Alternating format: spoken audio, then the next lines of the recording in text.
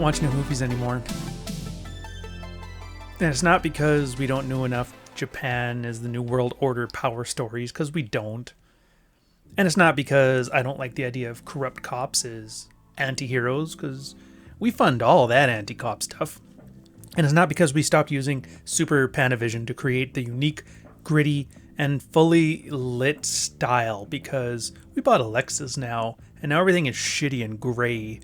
One day, we gave Ridley Scott a cheesy, macho cop movie, and he turned it into an exotic, urban neo-noir that captures the same vibe, the same aesthetics, and the same tone as other great movies, many of which I've put on this channel. If you want to go back to the catalog, we got 8 Million Ways to Die, To Live and Die in LA, The Brave Little Toaster. Very few movies not only nail the noir that we loved from the 40s, adopted to the style of the 80s, but also so perfectly set in the right time, the right place, and the right tech to make it just wonderful. It's a brief period. America won the Cold War. The wall was down. The world was at peace. A collective sigh of relief. And a new technology would emerge. The computer was king, but the internet hadn't homogenized the world yet. Japan had become the second largest economy on Earth. Economists suspected that it would take over the US in less than a decade. Not just economically, but culturally. America had the mafia. Japan had the Yakuza. America had Disney. Japan had Japanimation. Comics, manga. The cowboy, the samurai. The assassin and the spy, the ninja. Fords were built to break. Hondas would last forever. And it was great. It was great. I can't lie to you. I was just a kid, but it was great. It was, you know what? In time, we all realized it was kind of a mythology, and a lot of it didn't come true, but it was one that everybody wholeheartedly believed at the time. America had peaked. It was all downhill from there. And we all know that America just kept going strong and everything's going wonderful. But America at the time, in their mind, in America's mind, is that good old girl. She was a punched-out boxer, and Japan was the young upstart who was smarter and faster and stronger and better. And America was this constant series of movies about this old dog having one last bite in him. And I think from a story perspective, we were better off for it. Like the 1980s, the late 80s, were our chance to see what America would be in its final years. And it's awesome. In my last video, I talked about professionals whose name doesn't need you to mention their back catalog. And the director of this one, Ridley Scott, is one of those people. Michael Douglas, another one of those guys. Andy Garcia, another one of those guys. Who, by the way, in, 8 Million Ways to Die. He was the main villain of that one. But I just love mentioning it anyway with Ridley, because Ridley Scott is the 1980s. When you think of the aesthetic of the time, all the visual cliches, the style, the look, that's Ridley Scott. It's the same as when MTV was big and everybody knew that MTV style. That was actually Alex Winters. It's just great when you get somebody who's so iconic that they define the decade that they were in.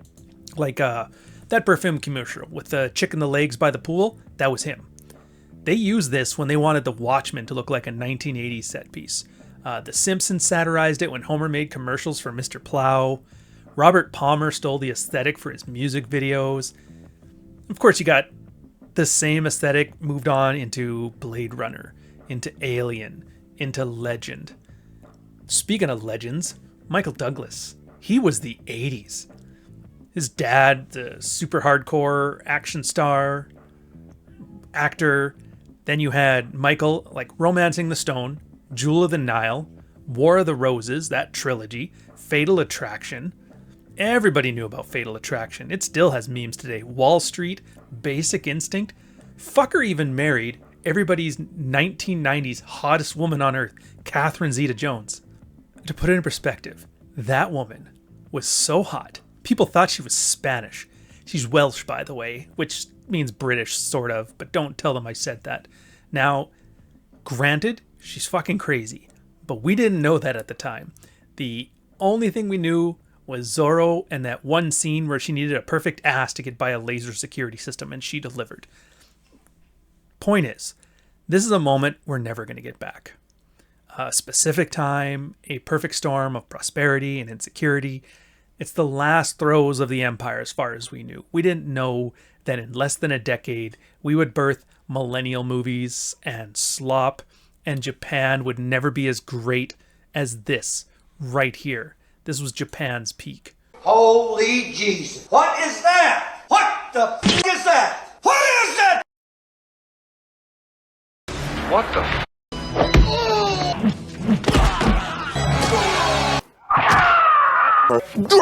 Boom!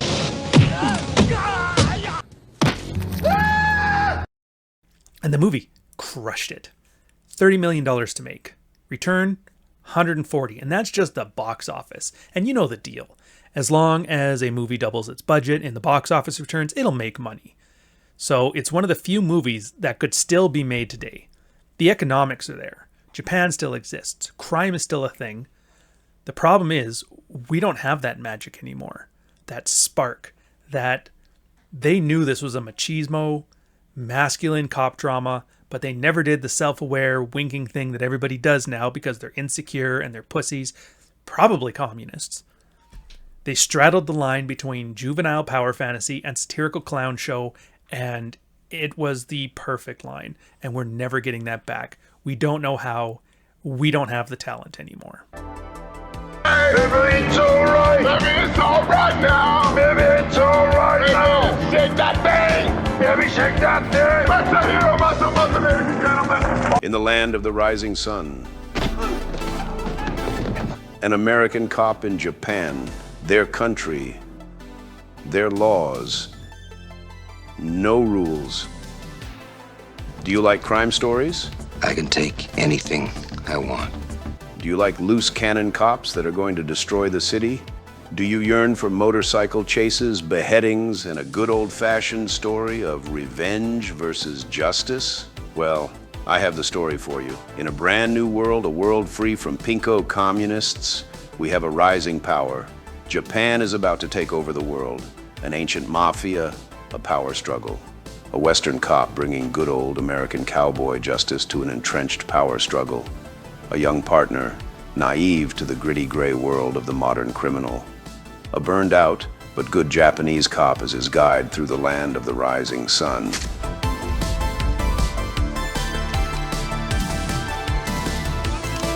It's honor, duty, vengeance, redemption, and a good time. It's Black Rain, 1989. You've dishonored me and our department. You are a thief. Hey, I'm talking to you.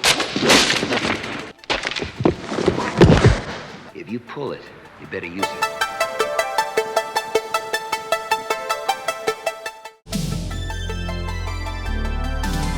So with the characters, you figure with a noir, it'd be some kind of action story, but it's actually a really well done character-driven plot. So the main characters in this, Michael Douglas as Nick Conklin. He's a dirty New York cop.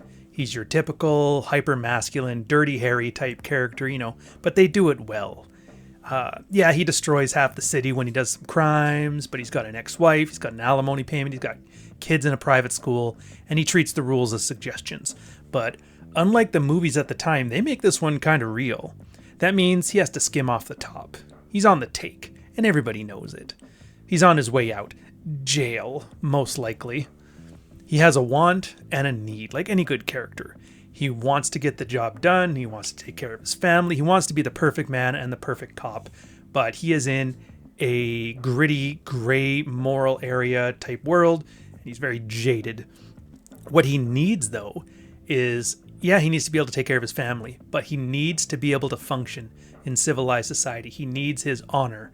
He has a great character study on how hunting monsters turns you into one. And then you have Ken Takakura as Mashimiro. He's the noir cop, but in Japan. He follows the same rules, but in a different way. He is the anti-Conklin, I guess. So where Conklin is brash and emotional, Masahiro is a stoic and he's methodical. He follows the rules. He represents the Japanese order.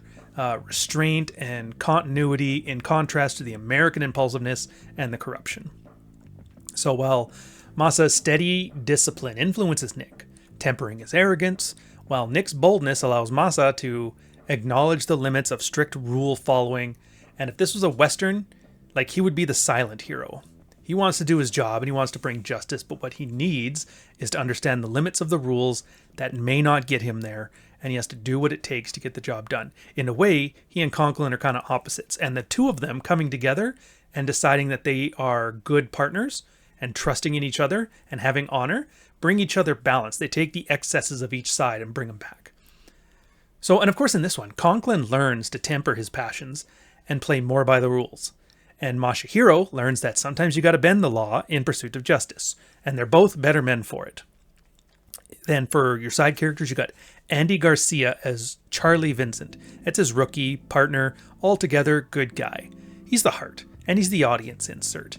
He's honest, he's a go-getter, he's charming, he's got charisma. He doesn't automatically butt heads against the system, he tries to work with it. He's a bit naive. So when they go to Japan, he's the one who bridges the East and the West.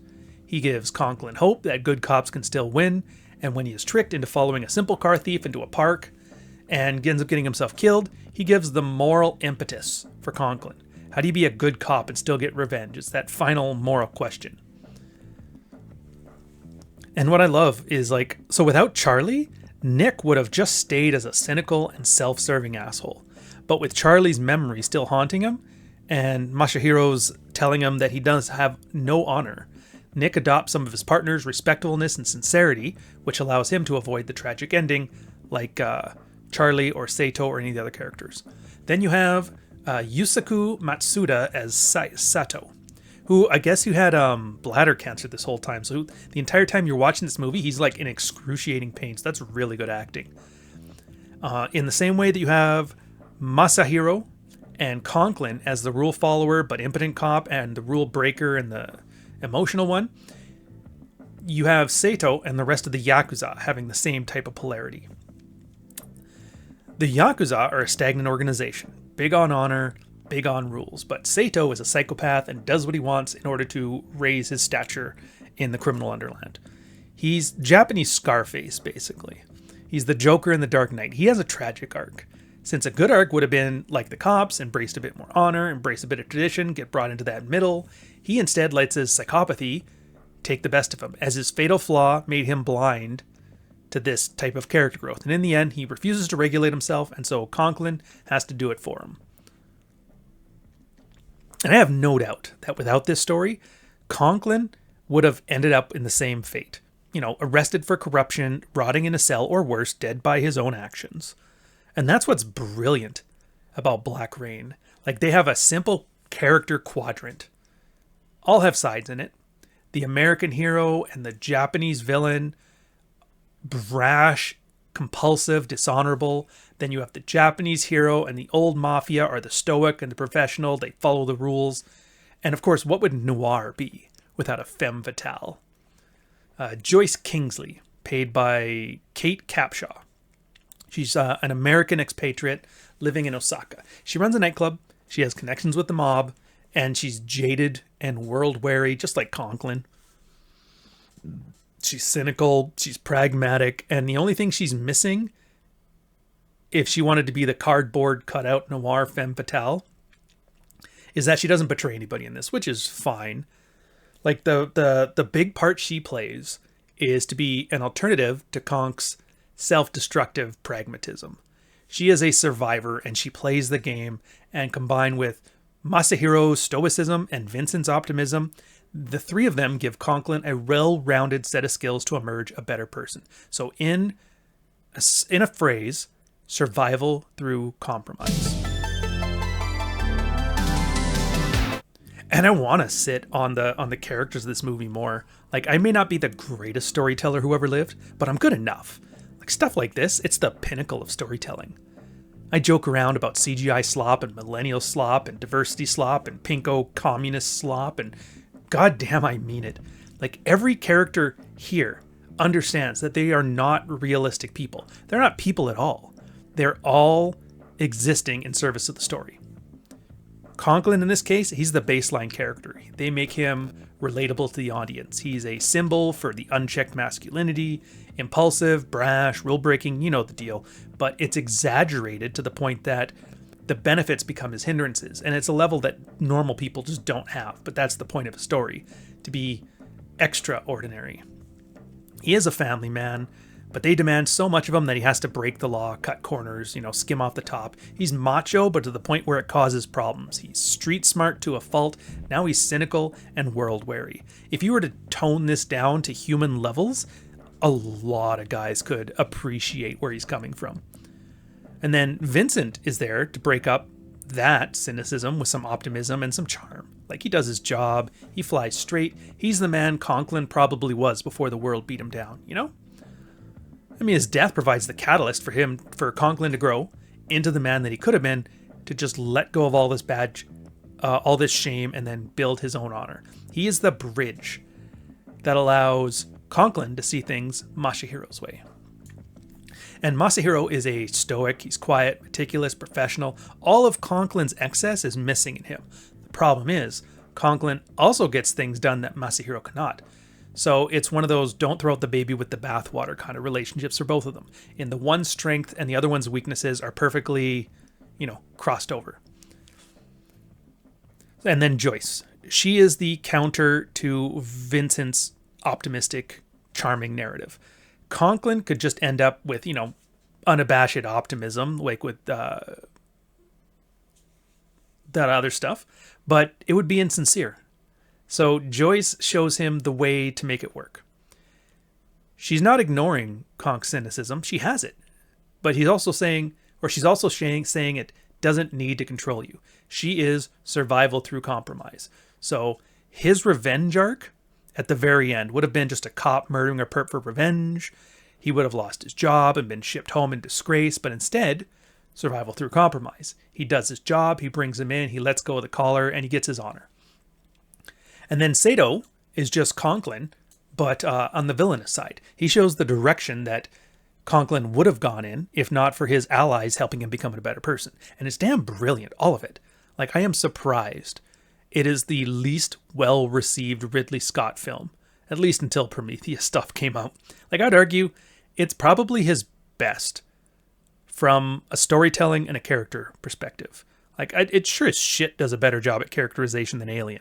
And I would say it is as good, if not better, than Blade Runner. And yes, I know the Tears in the Rain monologue is just great, but taken as a whole, I would argue Black Rain, better character arcs than Blade Runner ever did. Oh, the plot. The plot, surprisingly simple and easy to follow. But, I mean, it serves as a skeleton for all of this character development, so it works better when it is that way. It starts off same way as 8 Million Ways to Die. You got your adrenaline junkie cop, but instead of bungee jumping, it's motorcycle racing. They introduce the partner, they introduce the kids, and you get that phone call right at the beginning, wear a tie to work today, Internal Affairs is going to meet with you. And Internal Affairs know he's crooked, and they got him dead to rights. He plays it tough, but he knows he's beat, and he's bitching and moaning about it. So he and Vincent grab a drink at the lunchtime to complain, and then accidentally witness a Yakuza-style hit on a mob boss. They, out of pure luck, manage to catch and arrest Sato after he slits the throat of a New York Yakuza boss with a killer foot chase in the alleyways of Chinatown. You gotta remember too, in the 80s, the Chinese-Japanese distinction wasn't so clear-cut as it is today. There was very much a level of, same, close enough. So Conklin thinks he's got his out. Yeah, Internal Affairs is coming after him, but he's got a double homicide with a criminal boss. It's going to go a long way to making him look good and not get charged, but the embassy wants him. So Conklin and Vincent are tasked to take him to Japan and hand him off. And they do, but they're in a foreign land. The Yakuza pretend to be cops, and they take Sato out before they can hand him over. Now, Conklin is assigned to work with Masahiro to get him back. Until he gets handed over, He's technically Conklin's caller anyway. He ends up, the reason he gets this even done and not just sent home in shame is that he bullies the cops there in agreeing to all this by saying he's going to embarrass everybody by going to the press if they try to send him home and don't let him solve the case. So again, it's one of those, this is how you get the job done things. One of the fake cops, they find him at a nightclub. He's murdered. That's where he meets Joyce, and instantly, Masahiro, Conklin, at each other's throats. He wants to follow the rules. He wants to get the job done. Joyce lets Conklin know there's a war going on the ground, and he's out of his element. The Yakuza then try to intimidate all of them by riding around in circles on their bikes. So a little later on, the cops are given a tip about the rest of the fake cops, and they ride along for the arrest. It turns out they were trying to blindside, but the cops are too good, so they figured it out. So he and Masahiro have more fights on the way over doing this business. At some point during the investigation after the arrest, Conklin spots some US dollars and takes a couple bills from the scene. Masahiro catches him, thinks he's dirty cop and he's stealing money because his reputation from before. And in a really, really good fight scene for characterization, Masahiro accuses him later on during his Bushido class of being a thief. And then he bests Conklin with the bamboo swords. But Conklin shoves him down and pulling some little cheap trick. It's kind of a great way to establish the two styles of policing. The one guy is by the book and very calculated and very competent. The other one cheats to get what he wants, but he wins in the end. Turns out, he's like, dude, I wasn't stealing money. I wanted to test to see if this was counterfeit money, and you guys have so many rules it would have taken forever, so I just got the job done. We were going to count you in on this too, but you had to go and rat us out to your chief, and now I'm going to get arrested back home because they think I'm stealing cash. So anyways, now they know what all this is about. It's counterfeiting. Counterfeit money. That's what all the Yakuza are doing, and they're having a little war, a turf war over it. So that night, everybody goes out, enjoys some drinks at the bar. Vincent offers a peace pipe to Masahiro and says, come on over, sit down with us, just get along. We're all partners now. Water under the bridge. Masahiro and Conklin have a little monologue about US-Japan relations and the trade war of the 80s. And then, in the end, Vincent and Masahiro bridge the divide by starting some karaoke. Conklin, on the end, is too pissed off, so he goes and he grills Joyce, who teaches him about the survival through compromise moral message, right? So, that part's getting well. Everybody's starting to get along. Outside, somebody steals Charlie's jacket. But it's a ruse to trap him to go into his parking lot, where Sato decapitates him in front of his partner. And Masahiro comes to his house later on. He pays his respects. And he kind of makes the realization that if he and Conklin had gotten along and they were together, Charlie would still be alive. So they have to team up, or else. The tradition is they bring all of his goods with him, and Conklin gets to keep one keepsake. So he takes Charlie's gun, and he's like, I'm going to go find Sato. So they continue to investigate, find out what goes on. It leads them to a possible hangout. Then they do a stakeout. So during the stakeout, Masahiro asks about whether he's actually a dirty cop. And then Conklin actually admits to it. He's like, yeah, I stole money. I'm not proud of it, but I had to put my family through some things. And Masahiro shows that it's disgracing Charlie's memory. And Conklin kind of like, yeah, I've got to make this right. So the stakeout leads them to a steel mill where they find a counterfeit deal is going on.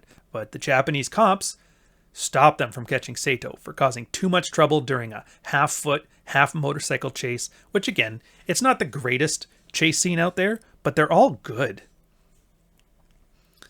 But anyways, the cops are preventing him from doing his job. They arrest him. They're going to ship him on a plane back home. He's sitting there on the plane now. Conklin's sitting there, and he's staring at Charlie's body coming up the in-ramp. And he realizes, like, yeah, I can't live with that dishonor on my guilt.